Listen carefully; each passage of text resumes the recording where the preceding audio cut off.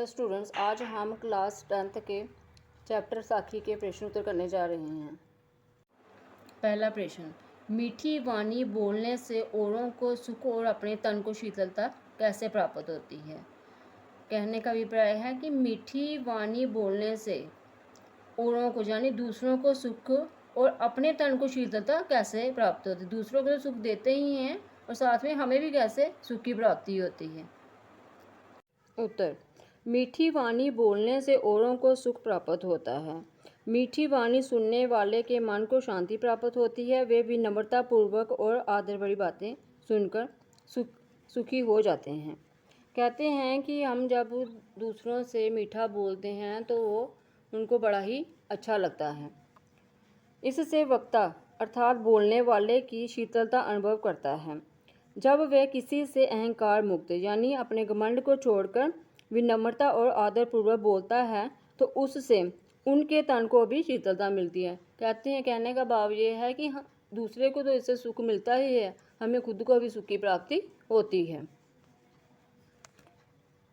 दूसरा प्रश्न, दीपक दिखाई देने पर अंधियारा कैसे मिट जाता है। साखी के संदर्भ में स्पष्ट कीजिए। कहते हैं कि दीपक दिखाई देने पर अंधियारा किस तरह से मिट जाता है, साखी के अनुसार बताइए कैसे। उत्तर, जिस प्रकार दीपक के जलने पर अंधकार खत्म हो जाता है। कहते हैं कि जिस तरह से जब हम घर में कहीं दीपक जलाते हैं तो अंधकार मिट जाता है ना, उसी प्रकार मन से प्रभु प्रेम का दीपक जलाने से उसमें शिथिल अहंकार, संदेह और प्रेषण मिट जाते हैं। कहते हैं कि जब हमें ज्ञान की प्राप्ति होती है तो हमारे अंदर जो अहंकार होता है वो मिट जाता है, अर्थात अज्ञान दूर हो जाता है, यानी हमें ज्ञान की प्राप्ति हो जाती है। तीसरा प्रश्न, ईश्वर कण कण में व्याप्त है तो पर हम उसे देख क्यों नहीं पाते हैं। कहते हैं कि ईश्वर हर जगह है तो फिर हम उसको देख क्यों नहीं पाते हैं। उत्तर, कबीरदास जी के अनुसार ईश्वर कण कण में व्याप्त है। कबीरदास जी कहते हैं कि ईश्वर जो है हर जगह पर है, परंतु हम अपनी अज्ञान रूपी माया में भ्रमित होने के कारण उसे नहीं देख पाते। कहते हैं कि हम क्या है, जो संसारिक लोभ लालच में रहते हैं तो इस वजह से हम क्या है, भगवान को देख नहीं पाते हैं। जैसे फूल में सुगंधी को देखा नहीं जा सकता, उसी प्रकार ईश्वर को भी देखा नहीं जाता है। कहते हैं जिस तरह फूल में सुगंध होती लेकिन हम उसको महसूस कर सकते हैं लेकिन उसको देख नहीं पाते हैं, इसी तरह भगवान जो है हर जगह विराजमान है लेकिन हम उसको नहीं देख पाते हैं।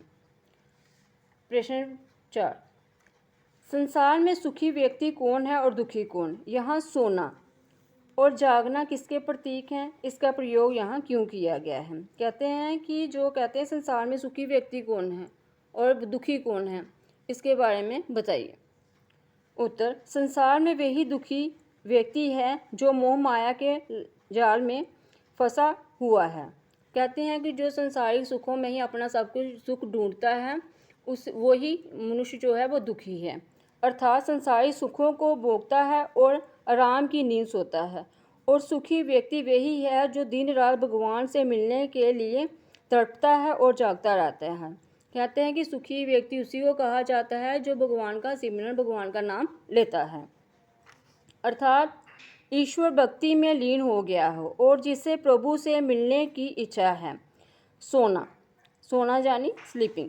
सोना का अर्थ है ईश्वर के प्रति उदासीन होना। कहते हैं कि जो मनुष्य सोने में ही अपना समय व्यतीत करता है वो भगवान से दूर रहता है और वह हमेशा उदास ही रहता है। और जागना, जागना का अर्थ है ईश्वर के प्रति लगनशील और आस्थावान होना। जागना का मतलब है जो मनुष्य भगवान का नाम लेते हैं तो वो भगवान के सिमरन में लगे रहते हैं।